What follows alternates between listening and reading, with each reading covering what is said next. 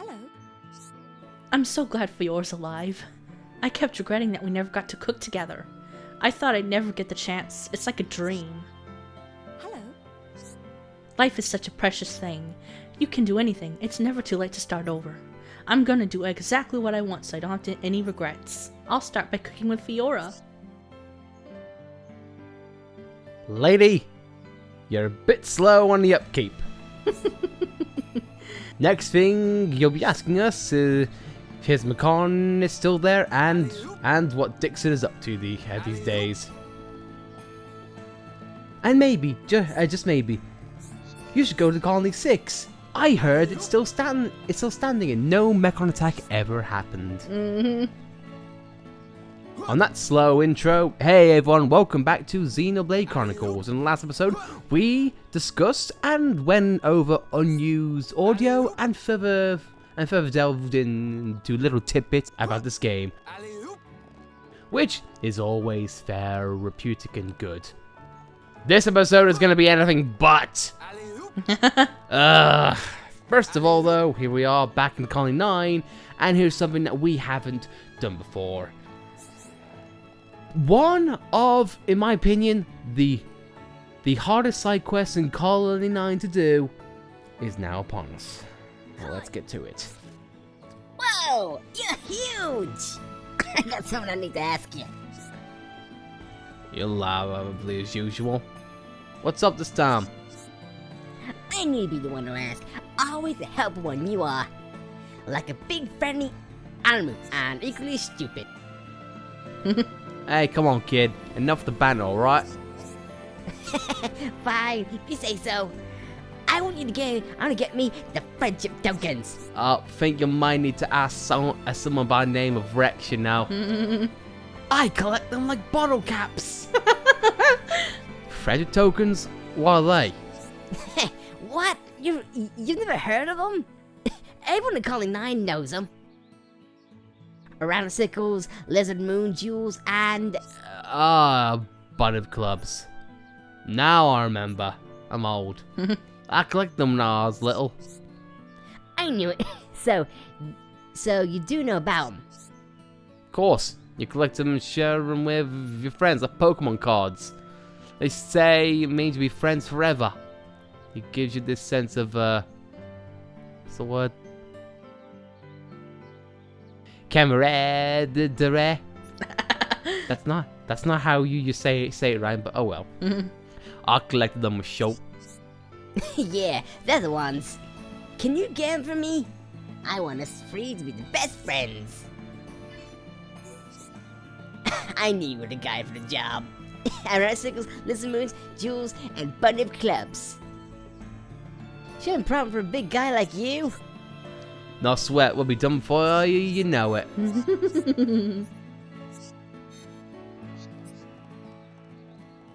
My brief statement. Oh, you ignorant little bastard. But all joking aside, we have the quest of friendship on our side. Again, I feel like this should be something that Rex should handle. Makes you wonder why, with how much he spouts on about friendship, that he wasn't doing this in Xenoblade Chronicles 2. But other things aside, we are going to save you part of the trouble. You'll see why in a moment. Trust me, if you want less of a headache, come to Frontier Village and speak to a certain Nopon who has a tendency to make things up. The bad kind, I mean. It's not banner. No. You see, Cthulhu concocts mistakes. Banner, he concocts sneaky schemes which get him in trouble and puts him on the wheel of fortune. Banner go on game show and win oodles of money. But no, you want to talk to Cthulhu. Trust me, what he has to offer, you're gonna want. Ragnar Silks. Get as many as your heart desires, but just get enough. Please. And I also want to make the statement that it is possible to trade for the other things, but unfortunately we can't because we invited people to Colony 6. Oh, really? Yeah, if we'd kept them in Colony 9, we would have been able to trade for them.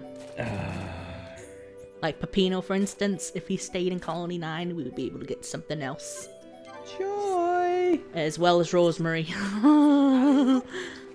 Lovely. Well, to be fair, we kind of needed them over to do what we want to in due time. Mm-hmm.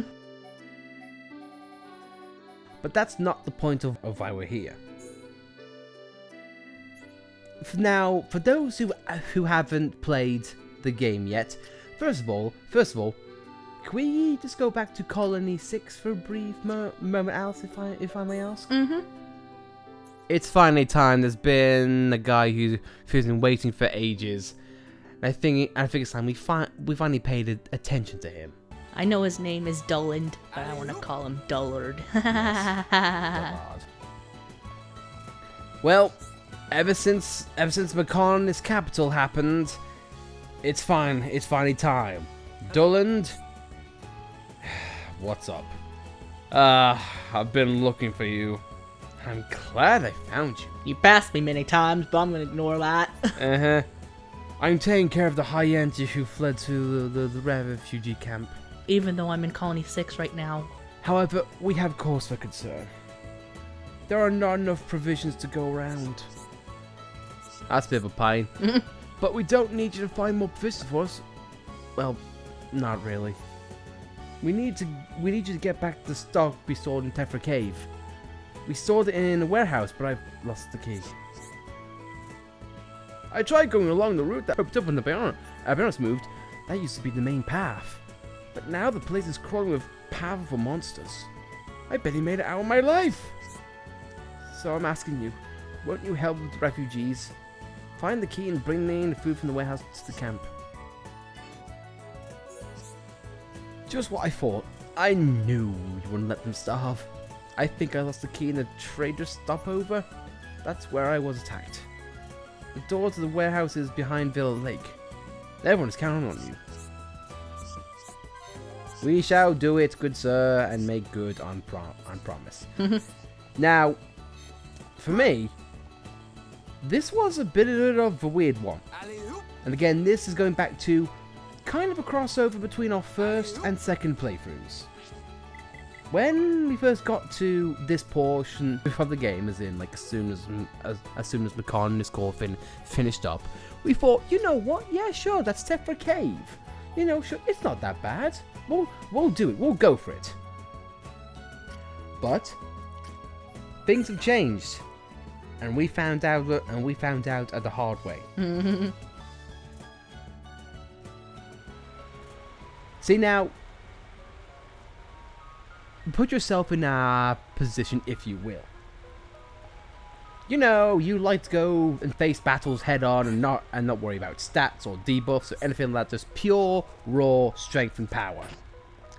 As you can see, this place used to be blocked off.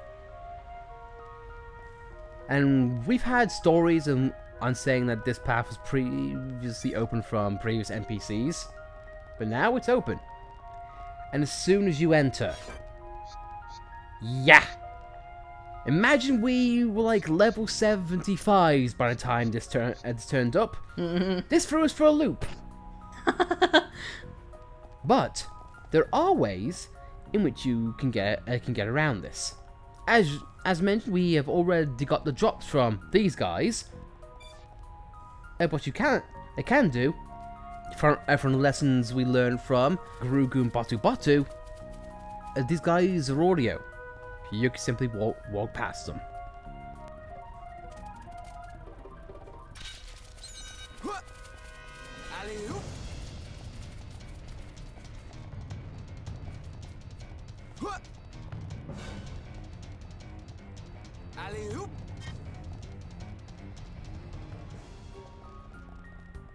Now, for us, we did not know these tactics beforehand. We rushed in, got attacked, and then decided, oh, it's okay, we can run straight through here. It'll be fine. You see, look, we're in the clear, there's nothing bad. And And then you realize it keeps on getting worse. Whole new location, a boatload of EXP, and even at our levels right now, there are enemies that are still brutally leveled. So, this game, as part of the game, was absolutely stunning for the both of us. Because this showed us that the game has now changed. This was before we learned of any high powerful bosses or anything that had changed. Because now it's all changed. But I guess since now, while we're here, and we'll enjoy the respite as we can, I don't see a reason why we can't enjoy a good old heart-to-heart by the two boys who started it all, and who thought that a level 8 spider was the worst that we had to deal with. Nope. Things have changed. It makes me wonder how they got these items in the first place if this cave is so dangerous at this stage. Zanza just released a bunch of monsters from his grave. I don't know. The bones shifted and these guys are technically cancer. I don't bloody know. But now, as we entered, Ryan or Fo says he hates these things. Let's find out why. The legend of the spider as daytime hits. Nothing you could tell. No. Look, Ryan. A geological formation. It's incredible. Sure is. Sprays ain't bad either. Ryan, are you okay? You don't normally want to talk about geology and the weather. Okay, yeah, I'm a bit on edge. Just tell me straight, Joe. Is it me or are there a ton of spiders around here? Yeah, there are quite a few. Oh yeah, now I remember. You're scared of spiders. Ryan, are you okay? You don't look so good. Why am I repeating dialogue? Sorry, Shulk. Mind if I take a break for a bit? That's not a problem at all. I'm trying to think when your phobia started. If I remember right, it was that time when... Come on, man. Don't remind me. I played a prank on you. I'm sorry, Ryan. I shouldn't have stuck the spider in your shoe. Too right, you shouldn't. When I went to put my shoe on, and it jumped out of my skin. You should be glad it didn't make me scared of shoes. I go barefoot. Don't make me feel bad. I said I was sorry. Yeah, I know. We're just kids back then anyway. Boys with boys and all that. That reminds me. Do you remember why I put that spider in your shoe? Not really. You hid the caterpillar in my sock drawer. Did you forget? Oh yeah. Sorry, man. Hey, Shulk, don't you have a phobia? There's something you're afraid of, but I can't remember what. It's caterpillars, Ryan. Oh right. My bad. Kind of a weird heart-to-heart to put here. I feel like it could have done in the early parts of Tephra Cave, but hey-ho. But if you want an example of how bad the memory can be, it goes a little something like this. Oh yeah, now I remember. You love spiders. All these strange, exciting spiders around. No wonder you look nervous. I bet you can barely contain your excitement. You must be kidding. I'm starting to feel sick just looking at the ugly things. Gotcha. I was only joking, Ryan. Don't be so uptight. It's just a few creepy crawlies. But the record is because of you that I have a phobia of spiders. Hope you haven't forgot about what I did when we were kids. I remember. Relax. You know how sorry I was.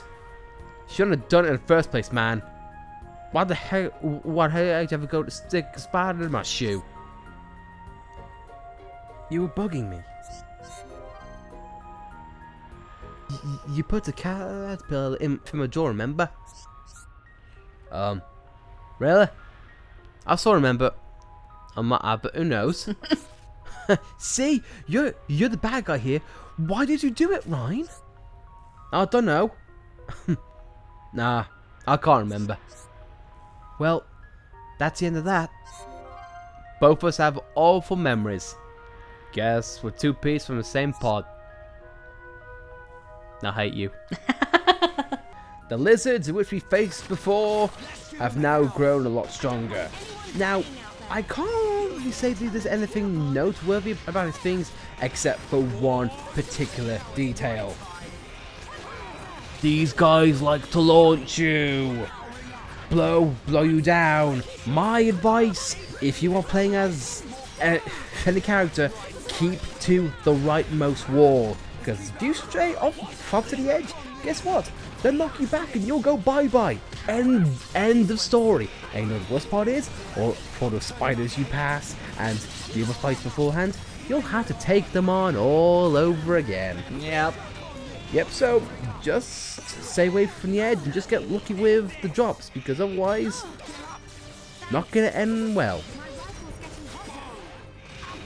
Man, I can just remember the first time we came here and we saw that even the tiny little lizards were like murderous monsters. That threw me for a loop, at least for me. Yeah. Because I feel like, oh my god, this game has got so much more. That on top of Tyrea and everything else of this game, I feel like I wouldn't really call this the post game, but just the end game really, it's got a lot of depth to it. And thank God for that pillar. What made us come into here in the first place? I think it's because of Dulland and the side quests. Because we noticed that things were open, so we thought, yeah, sure, why not?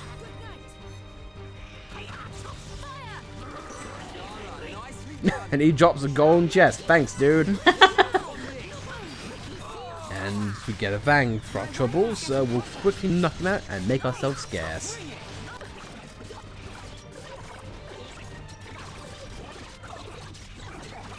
Things are just picking up from here. Guess what? This isn't even the worst of it. We'll take it. Can we get lucky? Apparently yes. Apparently yes, we can. It took us one attempt, and yes, I agree. Save it now. Taking it. Luckily, these guys are mostly docile until they want to engage into a fight.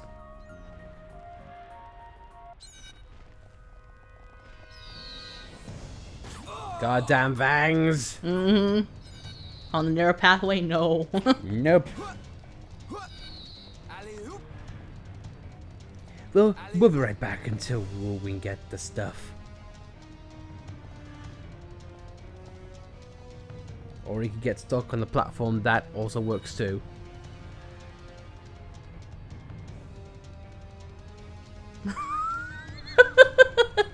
It's like the Sky Ray in Prison Island again. Tephra Cave, the strongest, but also one of the most stupid. He's really trying. When do you think the game's... Thank you. I was about to say, when do you think the game's AI is just gonna give up?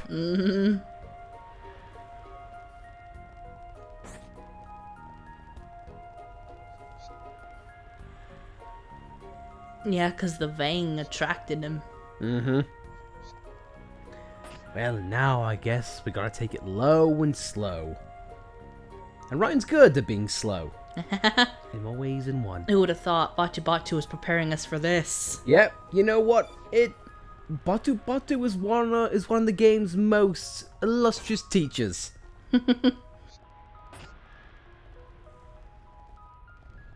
I don't think he ever told us about that.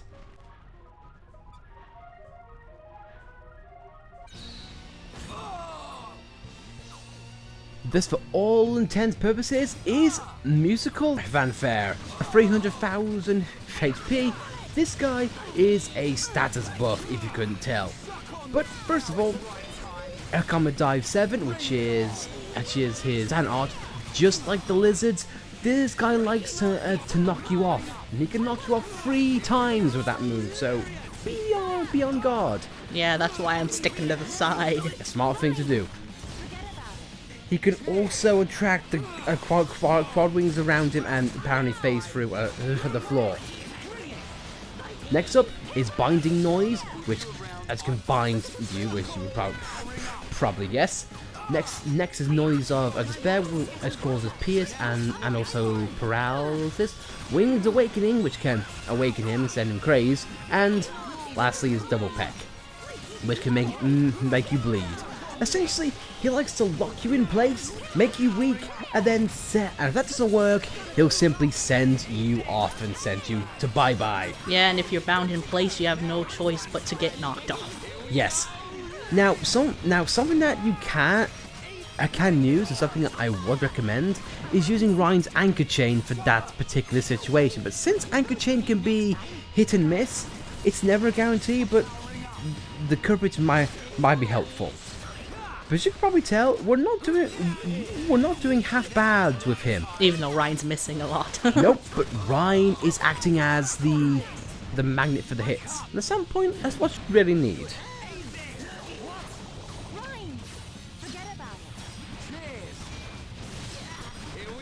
But you have coverage for the quad wings, and that, I think you'll be okay. He's down, and now it's time for the quad wings to join him.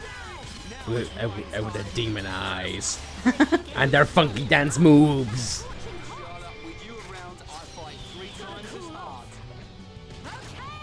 Charlotte, now was a bad time.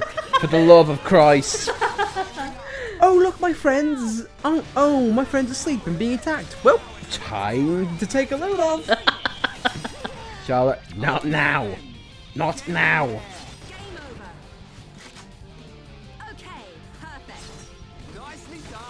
Even though it didn't do instant death, it still hits pretty hard. Oh, yeah. Headshot's a pretty powerful move if used right.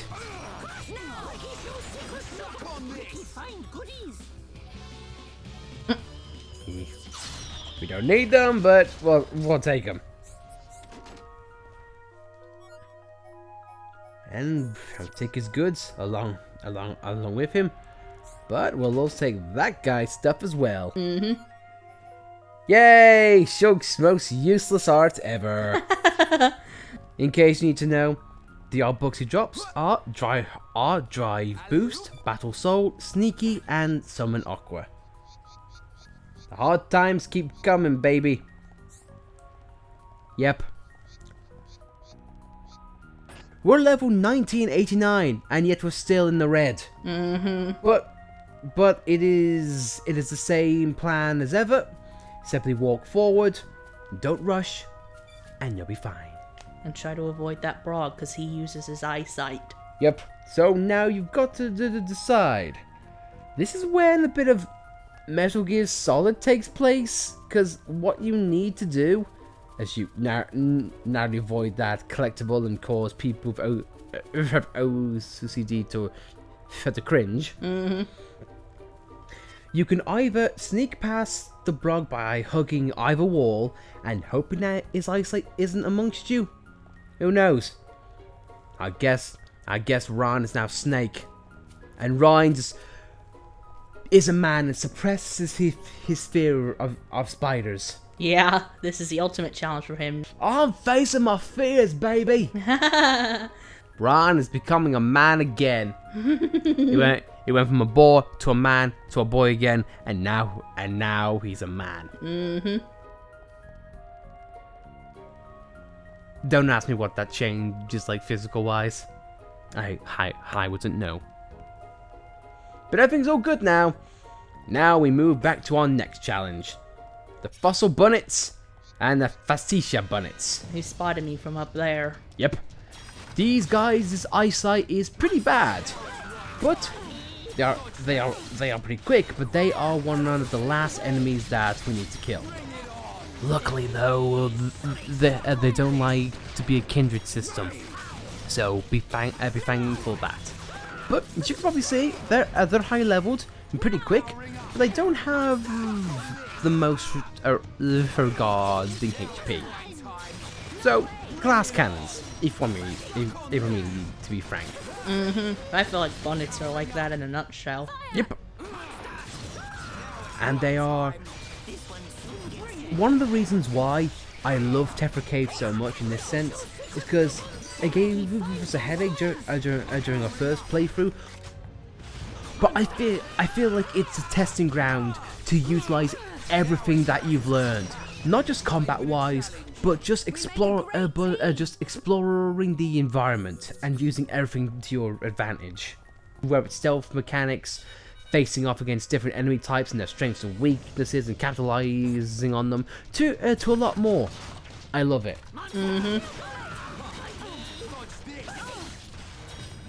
It definitely makes you feel good because you've learned a lot, and this shows it.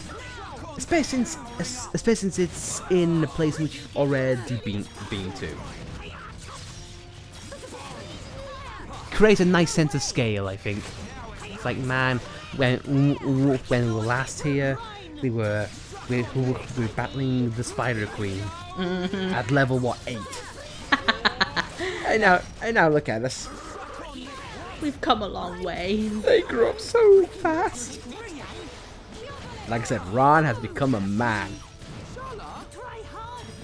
And Ricky's still 40. Hey, I never said the growth was major, alright? We're getting stupid lucky and I'm worried.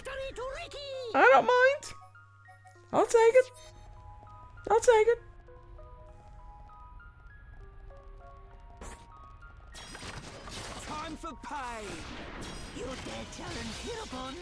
And one more thing I'd like to mention about this particular area of Tephra Cave is that this is probably one of the areas in the cave in which you spend the most time on. Grinding for art books. Yeah. Because these guys, at the time, they dropped a lot of art books we were looking for, especially mostly of Melia's arts. So I just remember us killing, getting something, not getting what supposed to be wanted, reloading over and over again. Oh no, it's the battles that created the most memories. Hence why we remember a lot about this game. But hey, we've already gone through a lot of that during this series. Why we have a problem with things like chromars and whatnot. Yep. But I also love this game, and nothing's gonna stop us, damn it. But now it begins. We got to reload again. I like how the number of enemies that they drop is just enough to be enough during a first go, but you're never gonna get that lucky. Also, fun fact: if you save and reload and interact battle fast enough, their AI doesn't kick in for a few seconds, so you can get a jump on them should you wish. I guess the game loads the models in first and adds to the AI later. Interesting bit of tidbits there. Thanks, Ricky. Ricky took glove from dead corpse, and for extra measure he also got chest. Thanks, Ricky. I guess I appreciate that. Now we can happily take this back and shove the friendship coins in the little kid's face. We spent 2 days and 2 southern nights just so we can give this kid a bottle cap of goddamn friendship. The mouth kid. Thanks! Now, Speed, I can be friends forever. Glad you like him, kid. By the way, sure feel lots of items enough. Why do you want 4? You're strong, but you ain't bright. Respect your elders, kid. I'm old. And you forget one thing. Show does my thinking for me, because I'm stupid. I did forget. But sure, you figure out the extra set's for. No idea. It's for you! You went through all the trouble for getting the things for us. You're a friend and all. Oh man. That for me? I'm getting this warm, fuzzy feeling inside. I think I'm gonna be sick. You're a good kid. No, I admit it. Ain't I just? Come play for some time. You're always welcome. You got it, kid. And you can't break a promise. That's no issue if your camaraderie, whatever it is. You think they've been subtle enough? We get friendship tokens. Guess what? You have to accept them. But with that, Ryan's camaraderie skill has been unlocked, and that comes to an end of Ryan's skill trees. He's got all 5. He's got all 5 now. But for hypothetically speaking, here it is: proof of friendship between boys in Kind 9. Girls, however, nothing. They get sweet nothing. But in case you're curious, camaraderie is physical defense, which is what Ryan is best known for. And like Melia's last skill branch, his is his best one. Yep, it's like they make you wait for the best things to come. But again, at this rate though, you have to literally wait until endgame. But oh well, pacing issues aside, I think we're going to call that an episode, guys. So, if you like the power of friendship and tokens and Tephra Cave being an absolute accredited and a half, or should I say no, a pain in the crevasse. It's funny because it's a cave. I'm all about Ryan puns, mate. Then be sure to like the video, yada yada yada. But if you didn't like the video, then you don't like friendship. And Rex just frowns disapprovingly. But if you want to subscribe to see more content like this, then be sure to subscribe to see more. And thank you for watching. And I wish Tephra Cave was at an end. But no, it's not. Nope. It continues. And we'll see you next time for fun times. Dare I say, fun Rhyme time.